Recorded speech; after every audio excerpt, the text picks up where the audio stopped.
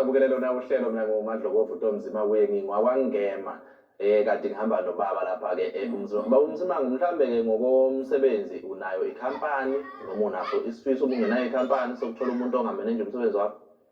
Cha, esayidini lami cha, anginayo ikhampani futhi ngiyafisa kakhulu ukuthola umuntu ongamenenja umsebenzi wami. Ayikho okwamanje, angibeke nje lokho. Kusho ukuthi nje ngoba ula uyafisa ukuthi uthole umuntu ongakufaka amandla akwazi ukusabalalisa uthole ukuthi nje ubula nje mhlambe mina bengithinta oyena oseyokuzama ukukumaketha. Yebo kunjalo. Okay.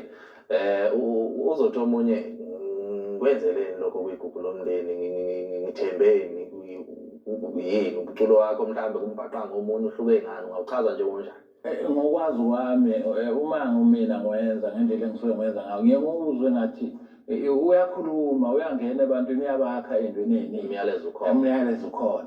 So ngiyafisa ukuthi uma ngingathola umuntu ongakwazi ukuthi nami angiphushe ekuthenini ngikwazi ukufika kulela zinga engicabanga ukufika kilo, kungangisiza kakhulu lokho. Okay. Ngicabanga ukuthi iqondile iyezwakala lapho ngilaleli nami umbukeli ngasekhaya.